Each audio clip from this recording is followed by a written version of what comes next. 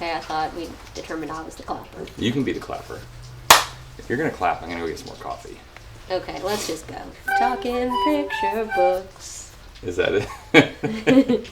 You can do a little show dance. Okay. Yeah, so today we have rainy day, sick day. Sick, rainy day. I'm Joe. And I'm Mary. And today we have a rainy, sick day talking picture books. Womp womp. It's me, I'm sick. So our daughter is in daycare, and of course she's bringing home germs. And Mom got real sick. So we decided that since it's a rainy day, you'll probably hear the rain.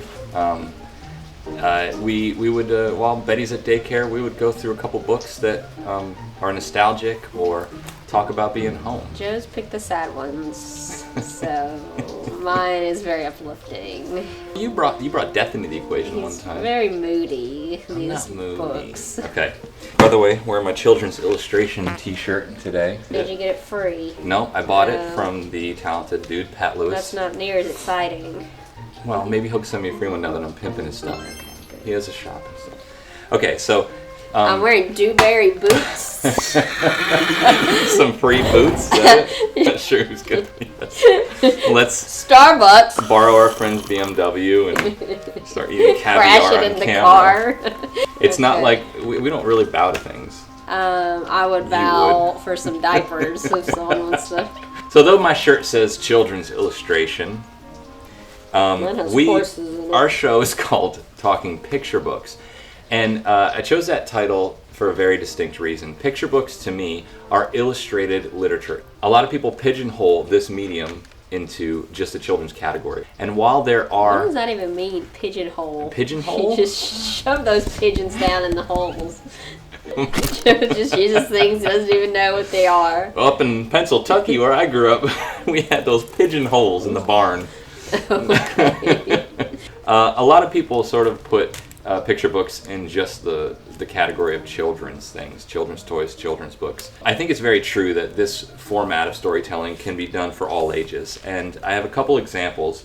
The books I have today are a little older. I don't know if that's because people aren't interested in different ages of storytelling nowadays, but these are two that really struck me. The first one I have is called A Day, a Dog. On the cover, it looks like our dog Olive. She's just the worst. We love her. And I love dogs. She's the redheaded stepchild of this family. No, like, the dogs know they're not allowed on the couch except the chihuahuas. Chihuahuas cannot jump on the couch, so when they can get on the couch. Okay, we don't need to give anxiety to anyone watching this. We have experienced enough anxiety about Olive. Well, after we talk about this, I need a cup of tea if we're going to keep doing this. Gabrielle Vincent's done plenty of books, many of which you may have seen animated or done in other formats as well. And it is a wordless picture book. So it truly goes to the format of it is a picture book. It's a lot rarer. Yes, but they do exist. People seem to be brave enough to do wordless books today. Wasn't there a Caldecott one? Yeah, just this past year. That I knew that information. I'm very impressed with myself. Do you need like a star or a sticker or something? I'm going to give you a little gold star on the screen right now, like a little kindergarten teacher would. Okay, I like that idea. Playing right in your hand, aren't I? This one, though, has the most beautiful drawings. They are simple, loose. I mean, this if there was ever a time where Gabrielle Vincent was going to prove that she could draw gestures and form and poses and energy like a badass, she does it all throughout this book. So... Again, I call them picture books. I would like to see more brave storytelling like this, and I don't want to spoil the story. You can see that it gets fairly intense at times. Did you like Bambi? Maybe you'll like this book too. I don't think this is in print anymore, but we have 5 copies if you want to request one from our library. This book, you can get it for anywhere between $2 and $5 online. Look on used bookstores, go to Amazon. This one is from the Harvard University Graduate School Education Library. We're hoping that won't rub off on us. Yeah, maybe we'll get a little smarter because we need it. Joe is like Tom Haverford. Like, he treats himself. I was going to say more like Johnny treat Appleseed. Yourself. Isn't it? Treat yourself day. I thought it was more like Johnny Appleseed, where I'm spreading books and happiness to people.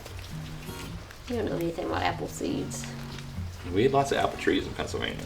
Okay. We need crabapple trees. All right, so I need a tea. I'm going to rate Walter the intern. Before we get our tea break for Mary's nose and cough, I'm going to give it infinite number of whatever we choose, so I'm going to let Mary rate this one. I'm going to give this 3 Cosmos and an olive. Cosmos are always good. Yes, so 3 Cosmos for the simplicity and the style of the drawing. 1 olive because the dog looks like Olive, and sometimes I think this dog might be a little crabby. All right, A little Krabby Patty. I'll take it. R.I.P. SpongeBob.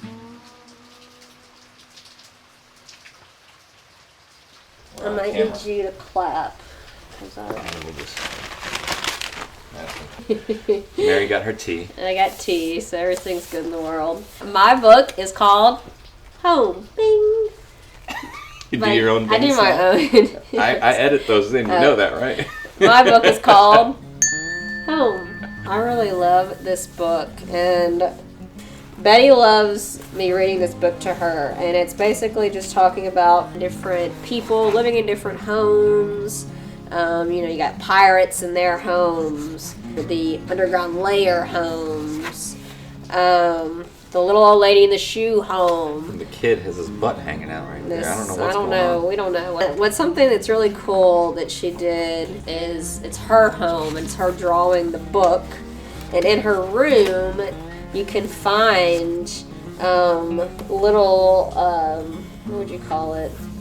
Easter eggs. There you go. This is really cool because it's an artist lives here, and she drew herself, and then just goes ahead and puts all the pieces of reference or research that were probably done for all of this book. And I don't know, as an illustrator, to you cough and do this, and get it out, get your cough out. Anyway.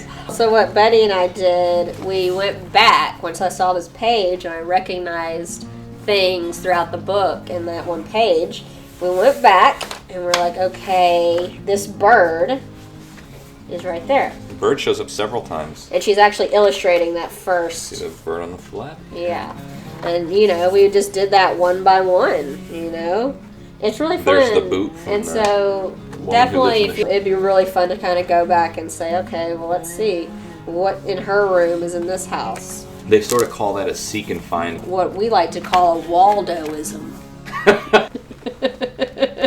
Anyway, I love this book. It's very short and concise. And then I like Carson Ellis's illustrations.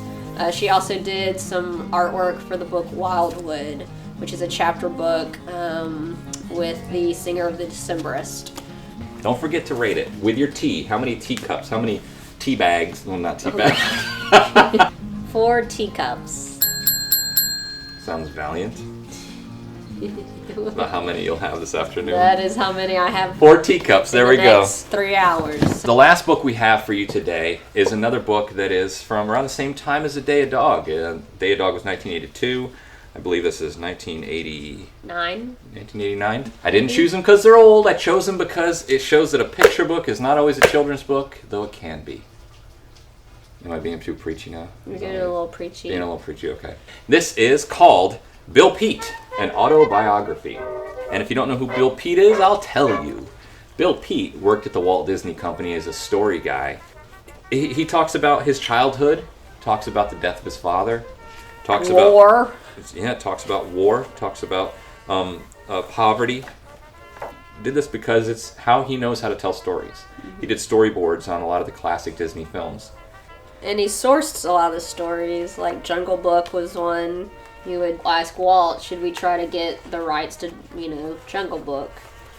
Walt says yes. He reads the Jungle Book 20 times, writes his own story. There it is. Which is also a fun little peek for people who work in animation. There's and story. Hitler right here. Yes. So if you want to teach your children. Yeah, so this is definitely a very real Hitler. book. Follows right after the Dumbo and his disdain for the way Walt handled story meetings. This is not a beautiful tale of the fantasy of making the stories. And you can tell he had a lot of love for what he did. He had a lot of love for Walt Disney. He also had a lot of frustration. Which is fair, especially with very creative people. Mm-hmm. Tend to be very passionate. I am aware of that. My grandpa started his own business, was very, very passionate, which can also make you some enemies. When people hold standards like your grandfather, like Walt Disney, it can be very, very abrasive on people who aren't prepared to handle it. And he talks about that. He deals with that. Like A Day of Dog, it is all black and white. It's all very simple drawings. And, you know, as illustrators, we tend to try to gussy up everything we do and try to make it as pretty as possible to market it, to sell it, to pop on the shelf. And these books show you that sometimes the simplicity of a sketch is just the most gorgeous thing ever. There's so many times as an artist you'll do a doodle and say, oh, that's how it should look. And then when you go to do the final painting or the final digital version, it never has that life that the doodle has. And this has all of that life in it. So this is definitely a big, thick book. So Bill Peet did an awful lot of picture books as well. He worked on an awful lot of Disney movies. And this is a fun peek into the reality of working with Walt Disney, the reality of where cartoonists and story people come from, and it's just a look back on his life. I think it's beautiful. It's very unique. Hitler, death, lung cancer, has everything you want in a children's story. I believe that we call this show Talking Picture Books for a reason. Picture books are for all ages. They can be. Some people choose to make them for children. Some people choose to market and sell them to children. Some people choose this medium because they love this medium of storytelling. So Brad Bird talks about that a lot when making animated movies. They get categorized as animation as a genre, and then it gets sort of like plugged into this children's category when it's really just a medium. These are two great examples. They don't always have to be for children, and sometimes when they're for children, they're also for adults. Well, I think we're seeing that in the rise of graphic novels. I think I saw a graphic novel for To Kill a Mockingbird or something. Anyway, that has nothing to do with anything. All right, how many waltz does this get? I give this 5 waltz. Walt Disney. As long as you make it a sassy looking waltz. I don't even know what that means. Maybe I'll do a scribbly backwards Bizarro World Walt Disney that goes on screen right now. Or you can do where they put Tinkerbell in your hand like at Disney. Oh god. That's creepy. Hey! Alright, so that's our sick rainy day talking picture books. Again, Mary's sick and Joe says picture books aren't always for kids, and it's great. It's great that way. We really just had a child, so people won't judge us in the children's section at Barnes & Noble now. It's true. Betty is asleep in her stroller. We're on the floor reading books. Hey, there we go. Thanks for joining us. You gonna cough us out? Done with this. Okay, you done? Done.